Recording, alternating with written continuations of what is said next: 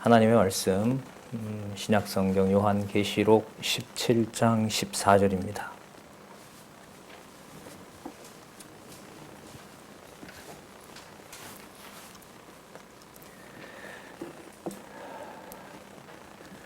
요한계시록 17장 14절입니다.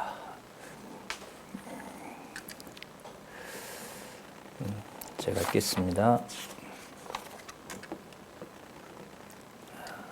저희가 어린 양으로 더불어 싸우려니와 어린 양은 만주의 주시요 만왕의 왕이심으로 저희를 이기실 터이요 또 그와 함께 있는 자들 곧 부르심을 입고 빼내심을 얻고 진실한 자들은 이기리로다.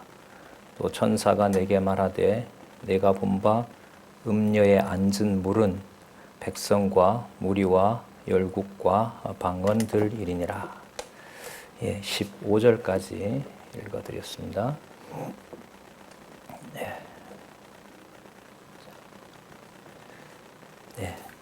우리 개론 잠시 살펴보고요. 바로 본문으로 들어가서 말씀을 이어가도록 그렇게 하겠습니다.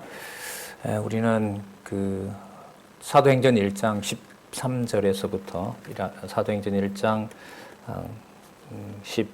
13절부터 12절부터 교회를 약속하신 교회를 말씀으로 세워주셔서 그리고 양육하시고 또한 말씀으로 무장하게 하시고 또 말씀으로 투쟁케 하셔서 말씀으로 승리하게 하시는 바로 내용을 확인하고 있습니다. 요한계시록은 세우신 교회에는 항상 승리한다는 말씀을 확증해주고 있는 내용입니다.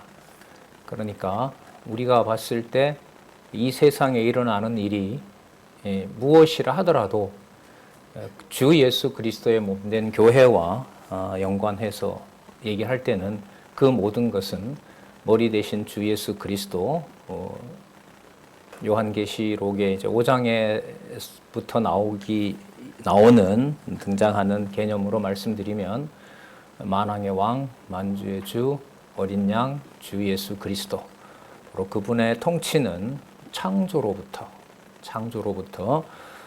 최후 심판까지 항상 승리하시는 하나님의 아들이시고 바로 영원한 말씀 되신다는 사실을 우리는 확인을 하고 있습니다. 그래서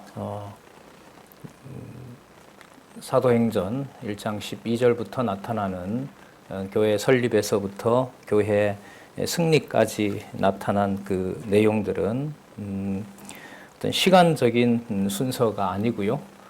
교회를 통해서 만왕의 왕 만주의 주이신 그리스도께서 어린 양 그리스도의 권세로 세우실 뿐만 아니라 반드시 승리한다는 사실을 확증해 주고 있어요.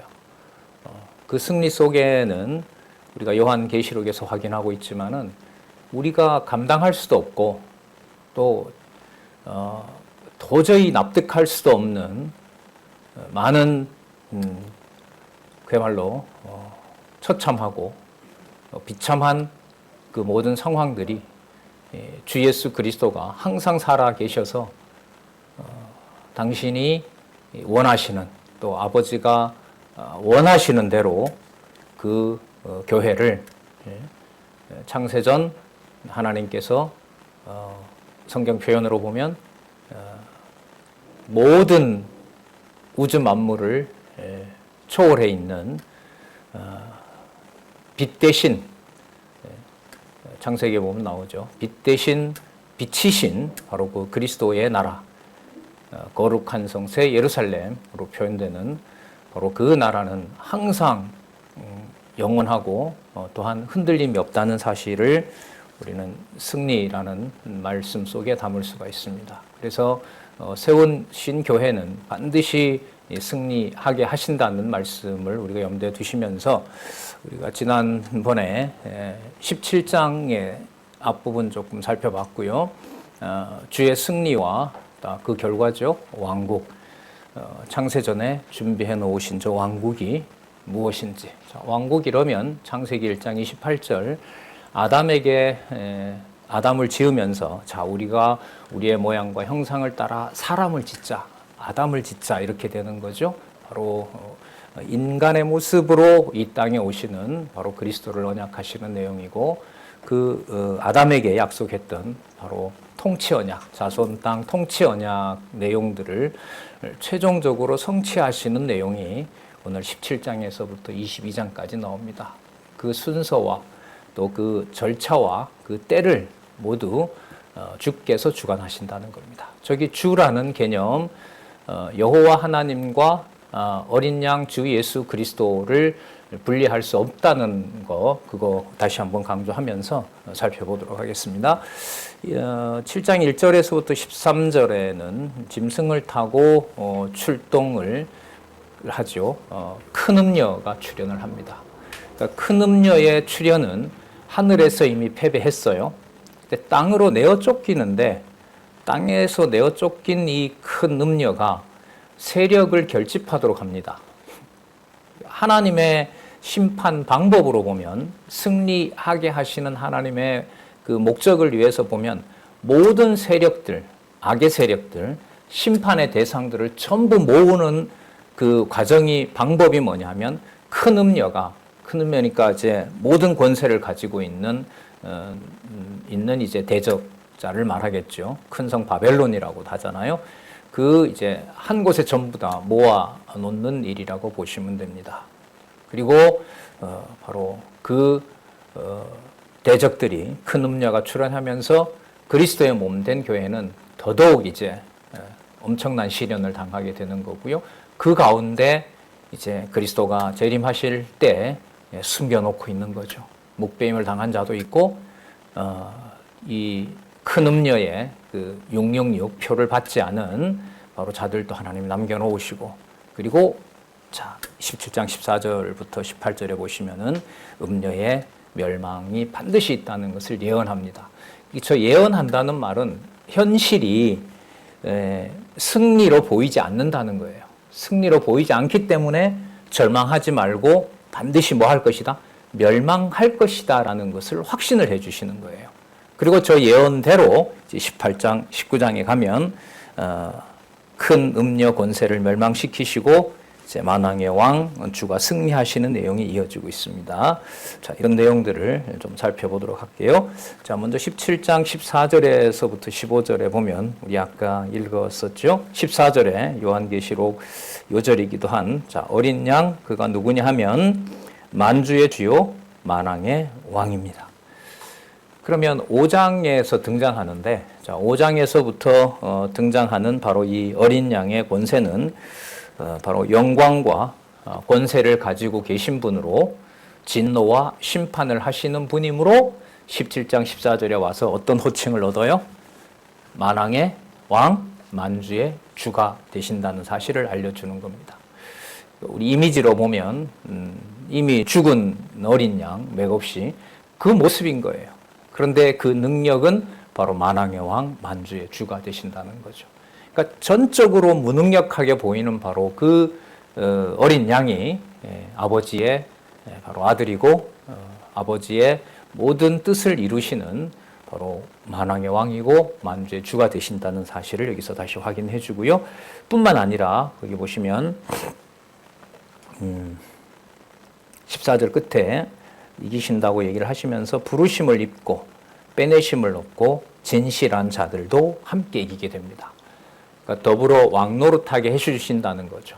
우리를 이제 왕 같은 제사장이라고 이미 베드로서에 우리가 약속한 내용을 살펴봤죠.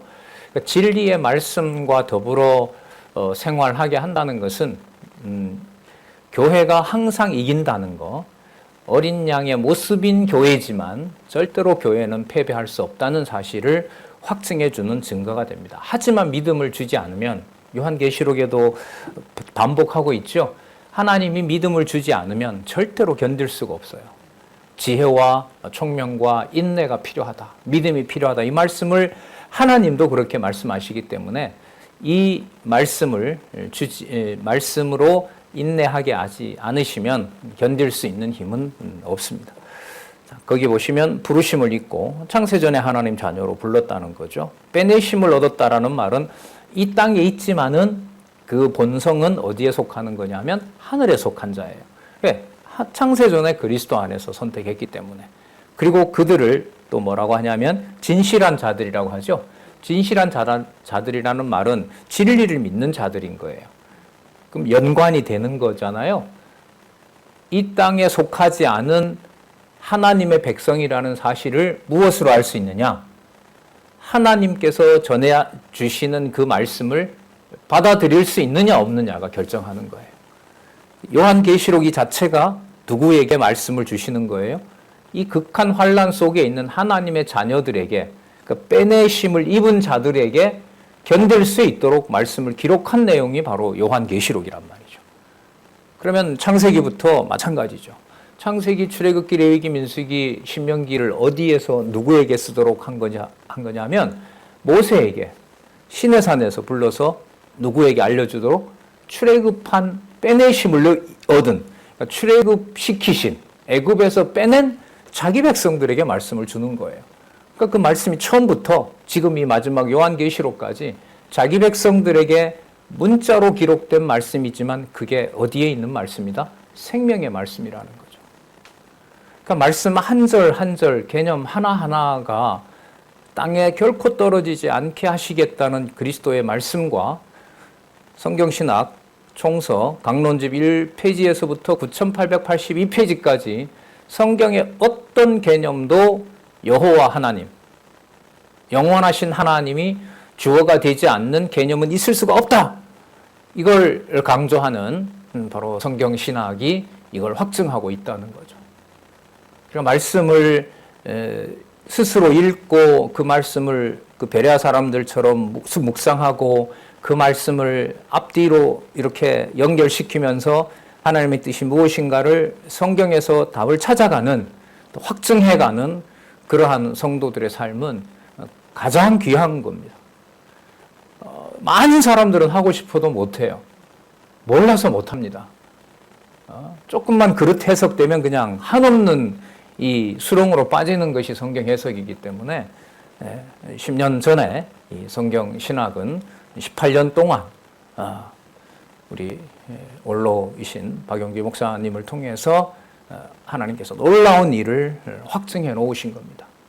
이 승리의 이 비밀을 저희들이 또 이렇게 확인해 가고 있는데, 영적 싸움이 근래에 대단한 것 같습니다. 어쨌든 이 말씀이 별것 아니다라는 걸로 시험하고 있고요. 시험하려고 하고, 성도들의 어떤 관계를 이간질하고요. 그리고 장안 중앙교회도 보시는 것처럼 이렇게 분리시켜 놨고요. 얼마나 비웃음거리가 됐습니까? 많은 분들이 그런 얘기를 하고 저도 들었는데, 니들도 별 수 없다. 맨날 말씀하더니 그런 비난을 아직까지도 받고 있습니다. 자녀들은 그때 아픔으로 아직 그때 10대였던 애들이 지금 대학을 졸업하고 직장을 다닙니다. 걔네들한테도 말하기가 힘들 만큼.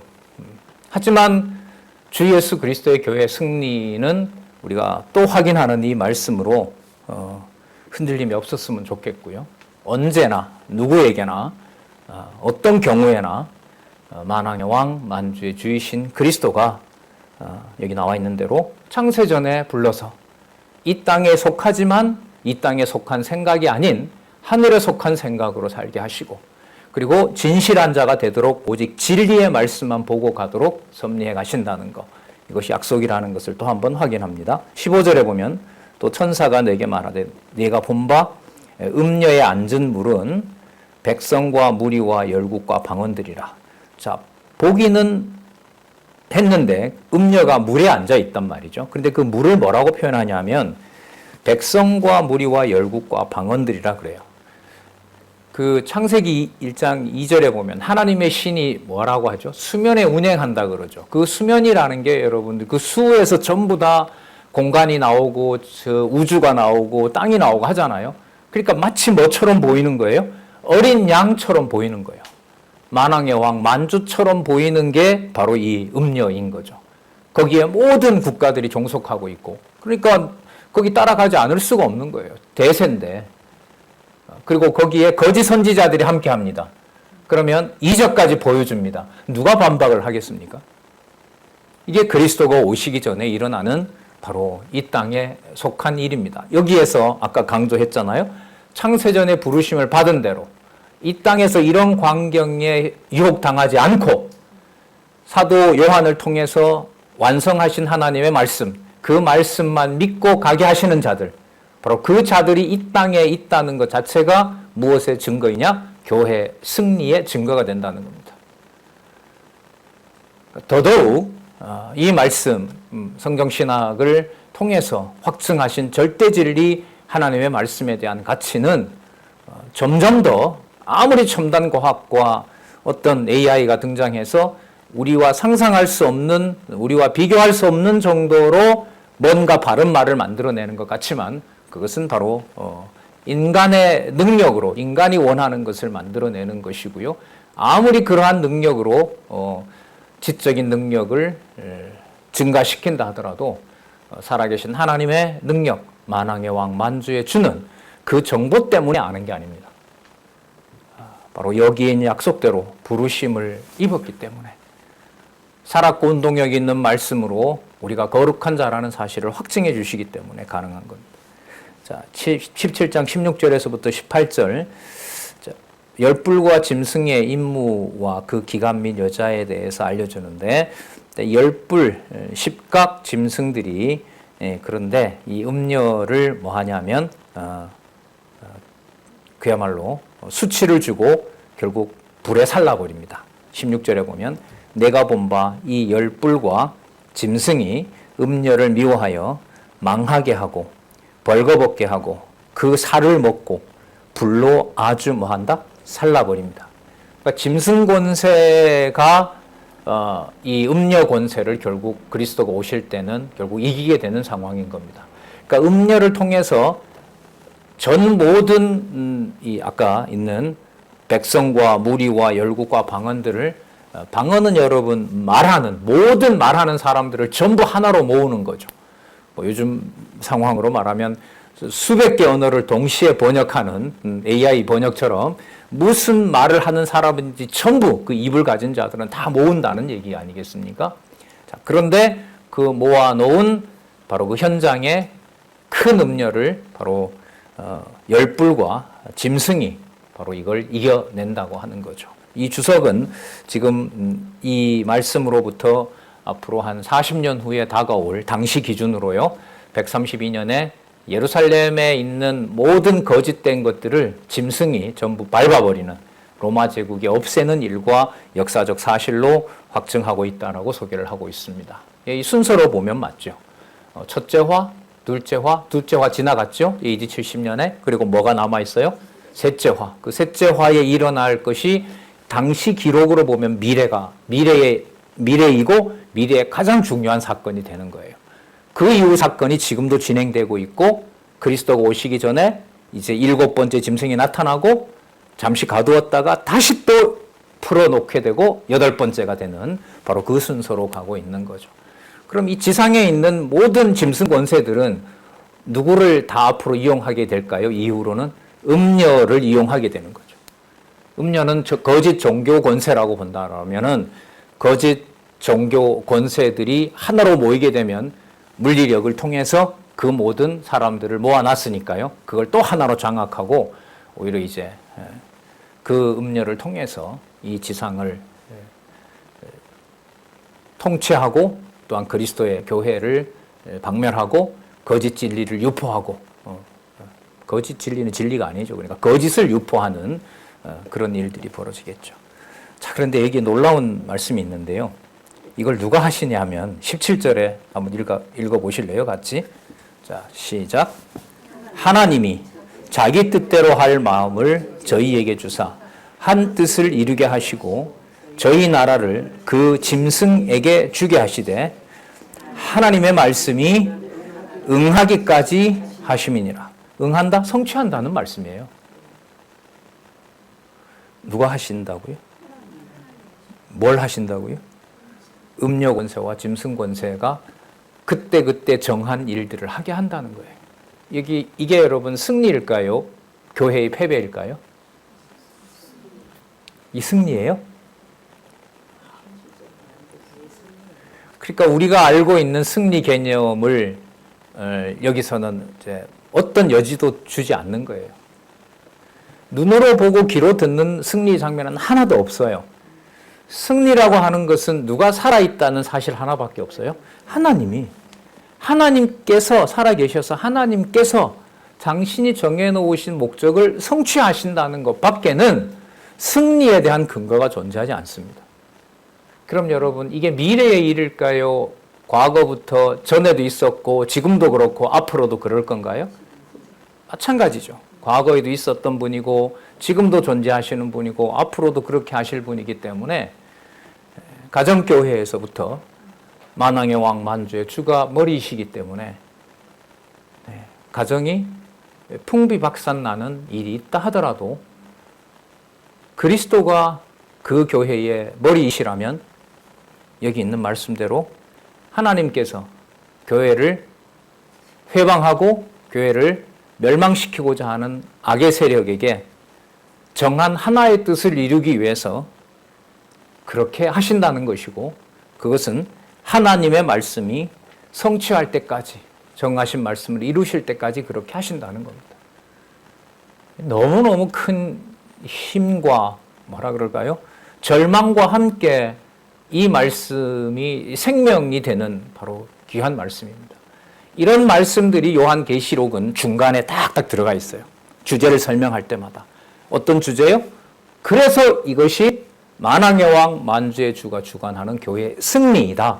이걸 확증해 주는 내용을 지금 요한계시록에 보면 중간에 사건이 끝날 때 이 말씀을 넣어주고 있어요.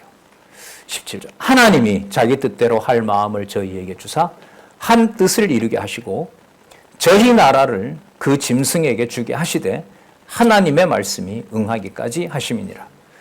또 내가 본 바 여자는 땅의 임금들을 다스리는 무엇이다? 큰 성이다. 그러니까 뭐 물과 저기 아까 나왔던 백성, 무리, 열국, 방언, 큰 성, 음녀, 이게 여러분 전부 다 하나가 돼요. 하나가 돼요. 이걸 인간적인 언어로 설명할 방법이 없어요. 모든 영적인 것과 육적인 것을 하나로 모아서 큰 음녀에게 줬고 큰 음녀를 다시 누가? 짐승이.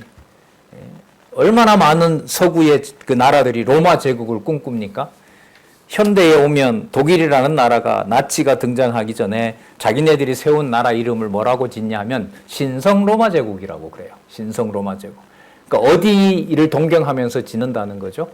로마를.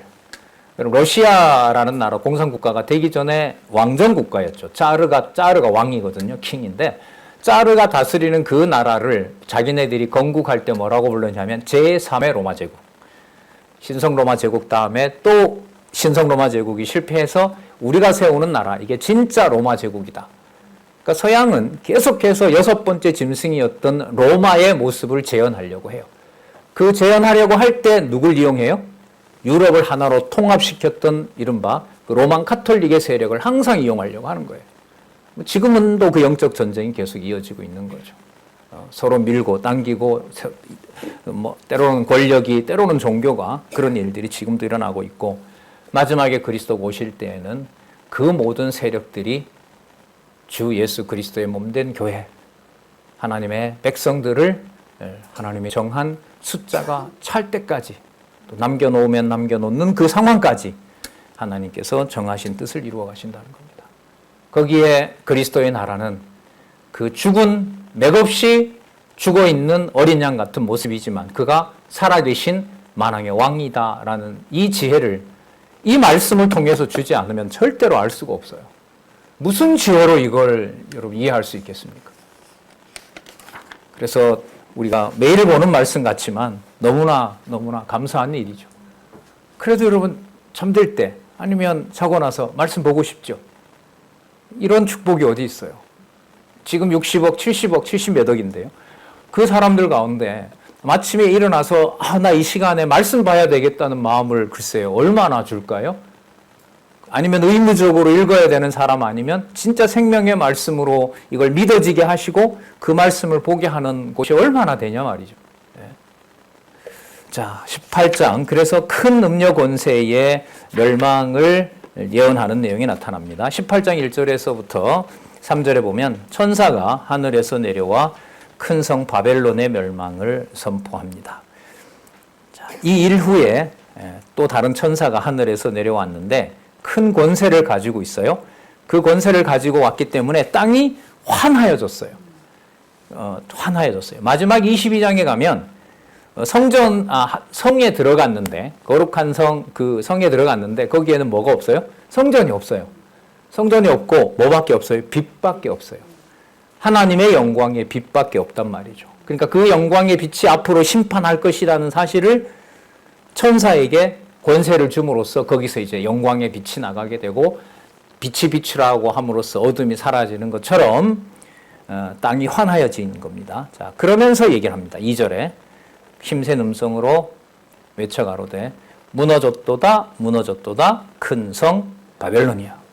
이게 아까 음녀가 앉아있던 그곳, 일단 짐승이 장악하지만 또 짐승도 나중에 다 심판해버리죠. 자, 큰 성 바벨론을 이렇게 정의합니다. 볼게요. 귀신의 처소, 귀신의 처소, 각종 더러운 영이 모이는 곳, 각종 더럽고 가증한 새에 모이는 곳이 되었도다. 가증스러운 이제 새들이, 이 가증스러운 새들은 자기를 주관하던 바로 그 장군들, 짐승 권세들을 나중에 하나님께서 그들을 먹이는, 그들을 잡아 먹으라고 하는 그 시체를 청소하는 바로 그 도구로 쓰는 것들이 바로 이 가증한 새들입니다. 나중에 심판할 때 또 사용을 합니다. 3절에 보면 음행의 진노의 포도주를 인하여 만국이 무너졌으며 땅의 왕들이 그로 더불어 음행하였으며 땅의 상고들도 장사꾼들도 그 사치의 세력을 인하여 치부하였도다. 그 음행의 진노의 포도주, 자, 그게 만국이 무너지게 하는, 또 모든 왕들이 거기에 취하게 되는, 바로 이걸 이 큰 음녀가, 큰 성이라는 말은 한 군데 다 모아놓은 거죠. 마치 바벨탑에 모여서 하나님과 같이 되고자 하는 것처럼 전부 다 큰 성을 하나로 만들고자 하잖아요. 그렇잖아요. 뭐 유럽 연합이다, 무슨 연합이다, 이런 큰 세력을 만들고자 하는 것이 거기에서 최고의 인간 권력을 만들어내기 위해서 그렇게 하는 거죠. 자, 그 마지막 큰 세력, 바로 큰 성 바벨론에 대해서 무너졌도다. 이미 과거형을 쓰고 있습니다. 반드시 뭐 한다? 무너진다. 그러면 교회 승리와 관련된 내용이 맞는 거죠. 그러니까 일어날 일은 감당할 수 없는 일인데 그 일의 본질은 이미 큰 성 바벨론이 뭐 했다? 무너졌다. 이 믿음을 기록한 말씀을 주셔야 알 수 있다는 거예요. 예. 일어나셔서 요한계시록이 읽고 싶은 마음이 막 너무 간절한 그 마음을 여러분 안 주면 어쩌겠습니까? 아, 이미 나 그거 공부했어. 뭐 몇 번 들었는데 뭐. 그래요. 그걸로 그냥 뭐 그런 마음이 반드시 듭니다. 반드시 듭니다. 이걸 하나님께서 말씀을 들을 수 있도록, 볼 수 있도록, 생각할 수 있도록 인도하지 않으면 다른 방법이 없어요. 자, 18장 4절에서부터 5절 보시면 바벨론의 죄에 참여치 말고 재앙을 받지 말라고 지시합니다. 바벨론의 죄에 참여하지 않고 재앙을 받지 않으려면은 이 세력에게 따라야 돼요. 이 세력에 반대해야 돼요. 반대해야겠죠. 그러면 약속된 무슨 숫자가 돼요? 순교자의 숫자가 되는 겁니다. 그게 죽은 어린 양과 연관을 시키면 패배가 아니라 아버지가 원하는 제사장이 되는 거예요. 6장 11절에 있었던 바로 그 약속과 연관이 돼요. 교회의 승리, 분명히 우리가 이해를 같이 해가셨으면 좋겠어요. 저도 물론입니다. 교회가 승리한다는 의미가 무슨 의미냐? 일체 우리의 이해관계나 뭐 한순간도 아니에요. 오랫동안 이 말씀을 붙잡지 못하게 하려는 이 사단의 큰 이 음녀의 권세가 얼마나 사악하고 간악하게 우리를 흔들어 놓는지 모릅니다. 증거는 하나예요. 많이 했잖아, 공부. 그 말은 어린 양이라는 글자를 못 읽게 하는 거죠. 그렇게 배웠는데도 너 그거밖에 안 돼? 이렇게 유혹하죠. 실질적으로 많이 들었고요. 저도 말은 안 했지만 투덜거리죠. 이만큼 들었는데 배우면 뭘 해? 이런 말들이 나오게 되는 것이 누구를 부정하는 거예요?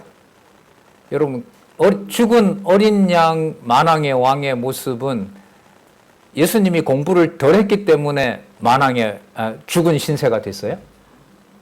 아니죠? 예. 금방 죽은, 바로 이미 일찍 죽은 바로 어린 양의 모습은 그가 영원한 생명에 하나님이 원하는 제사를 드린 만왕의 왕, 그야말로 참 제사장이라는 사실을 확증해 주고 있는 겁니다. 그렇다면 비참한 인간의 모습이라고 하는 것은 진리와 함께 한다면은 그것은 누구의 모습과 같이 만들어주는 거죠? 죽은 어린 양의 모습으로 만들어주고 있는 거예요. 근데 우리가 그걸 견딜 능력이 있느냐? 절대로 없다는 거죠. 그걸 우리는 어느 정도 공부하면 될 거라는 유혹을 던져줘요, 사단이. 너 많이 했잖아, 그 정도는. 그리고 또 몰려옵니다. 뭐 이 정도쯤이야. 내가 이렇게 수십 년 들었는데 이 정도쯤은 내가 극복할 수 있지. 그게 여러분 이제 무너지는 거죠. 그리고 어린 양의 모습과 같은 것은 본능적으로 싫어하는 거고요. 반대로 앞서서 자기 의지로 몸을 던진다 해도, 불구덩이에 들어간다 해도 그게 의가 될 수는 없는 거예요. 우리 권한에 있는 게 아니에요.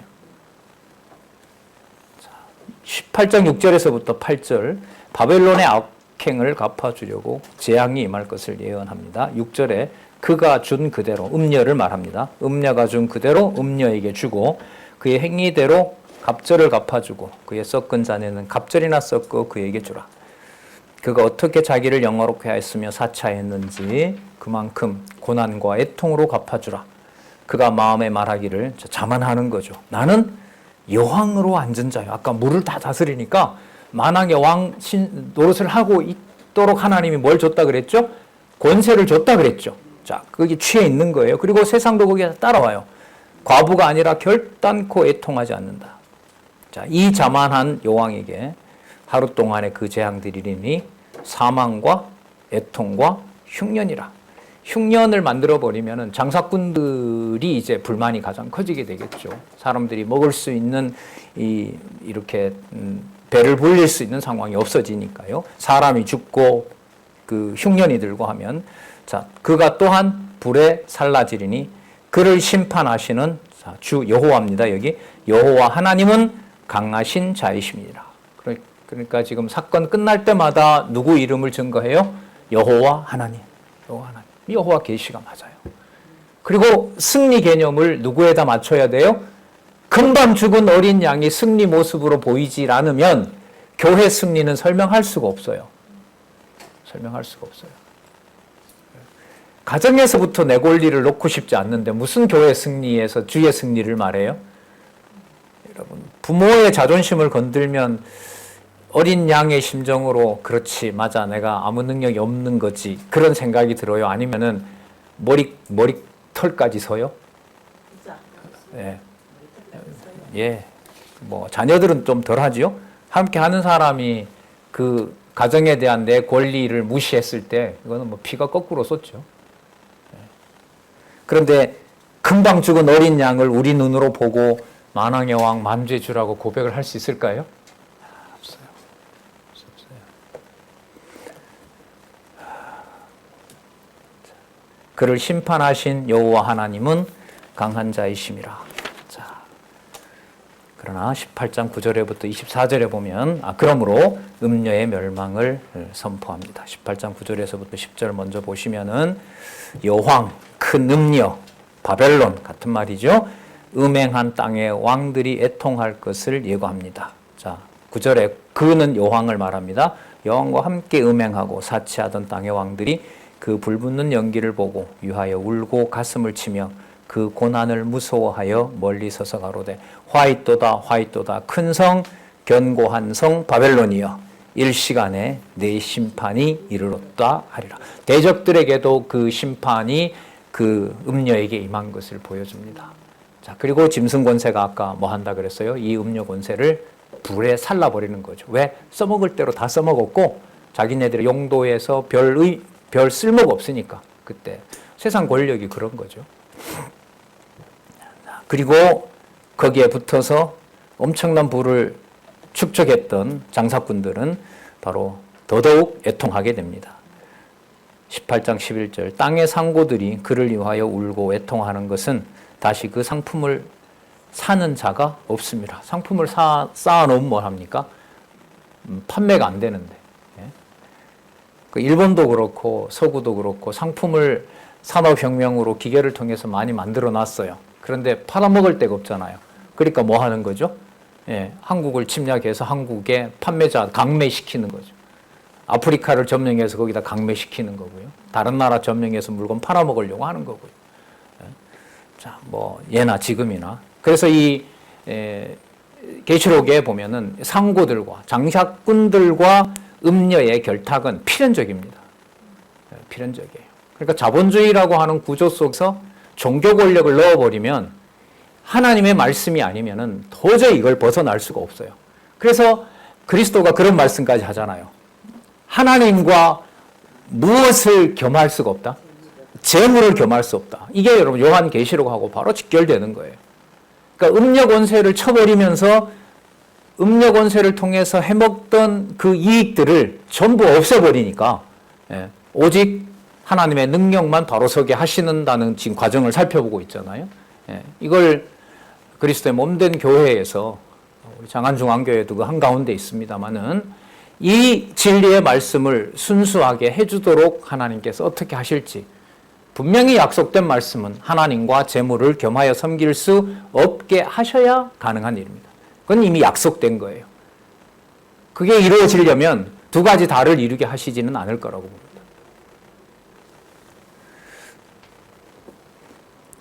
자, 그들이 취급하던 상품들이 나오죠. 금은, 보석, 진주, 자, 이 값진 거라면요. 그 다음에 의류들, 세마포, 자주옷, 자주옷은 왕들이 이렇게 가운 입는 거죠. 비단, 붉은 옷감. 그 다음에 장식품들, 향목, 상아, 기명, 갑진나무, 그 다음에 이제 먹는 거, 유, 철, 옥석으로 만든 기명들, 그 다음에 향신료들, 계피, 향료, 향유, 유향, 그 다음에 술, 포도주와 기름, 감람류, 곡류, 밀가루, 밀, 소, 양, 말, 수레, 그 다음에 종들과 또 뭐가 나오냐 하면 바로 사람들의 영혼들이라. 사람들의 영혼들도, 그러니까 인간이 전부 뭐로 보이느냐? 상품을 팔아치우는 또 뭐 하는 소비자로 보는 거죠.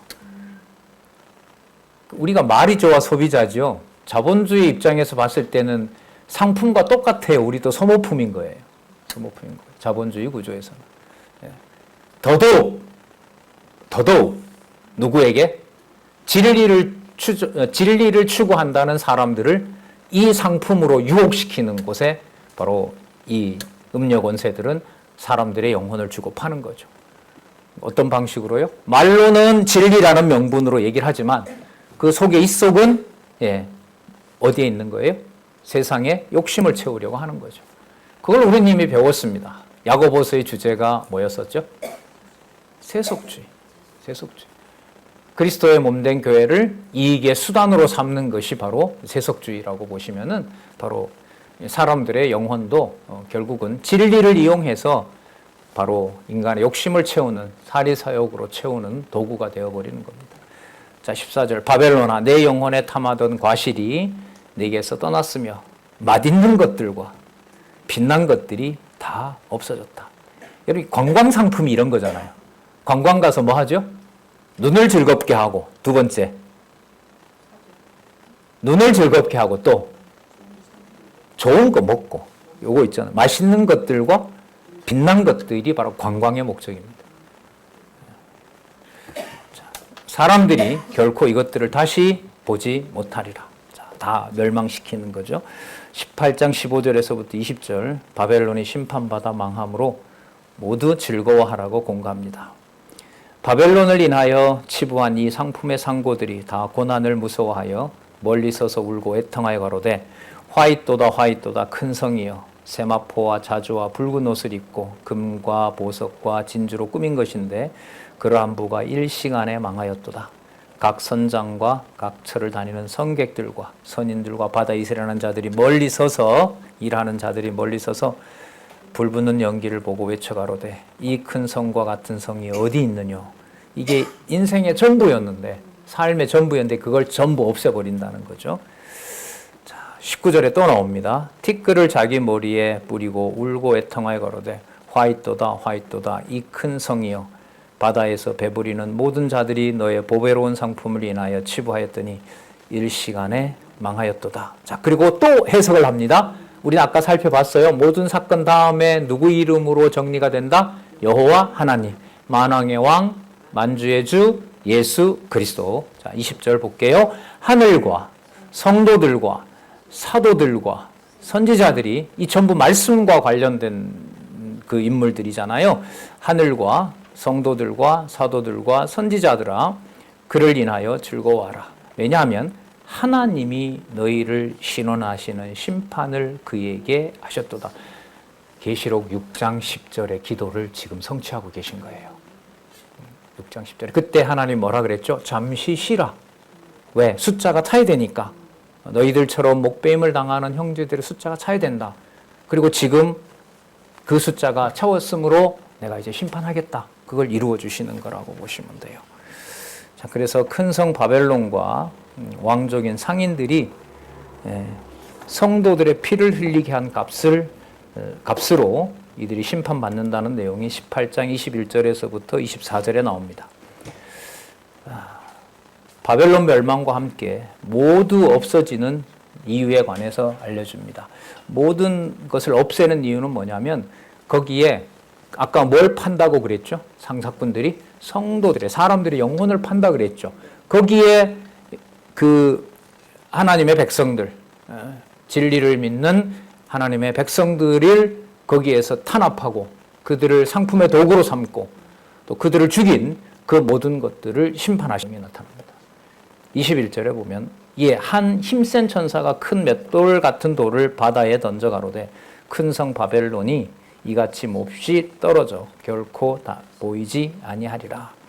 그리고 그 검은 것 타고 그 흥을 돋구던 자들도 전부 사라지게 되고요. 보석공들도 전부 없어지게 되고요. 23절에 보면 등불빛이 결코 다시 내 가운데 비치지 아니하고 신랑과 신부의 음성이 결코 다시 내 가운데서 들리지 아니하니라. 세상의 모든 기쁨을 전부 없애버리는 거예요. 왜 그렇게 하시느냐? 너의 장사꾼들은 땅의 왕족들이라. 돈이 왕인 거죠. 자본주의에서는 돈이 왕이잖아요. 자, 너희 상고들은 땅의 왕족들이라. 내 복수를 인하여 만국이 미혹되었도다. 속임수. 자, 여러분의 웨라벨을 위해서, 여러분의 행복을 위해서 여기에 투자하십시오. 그리고 가족과 여러분의 건강과 모든 것을 누리시면 됩니다. 이건 뭐 온 천지에 지금 드러나고 있는 광고 아니겠어요? 그 기만술로 속이는 거죠. 자, 24절 왜 그렇게 하느냐? 선지자들과 성도들과 및 땅 위에서 죽임을 당한 모든 자의 피가 어디에? 이 성중에 보였느니라 하더라.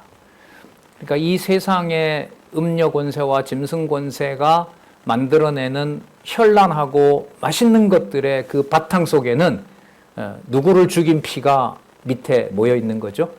하나님의 백성들, 순교자들의 피가 그 밑에 있는 거예요. 그것 때문에 그걸 다 없애버리는 거죠. 심판하시는 거죠. 왜? 그게 마치 승리한 것처럼 보이잖아요.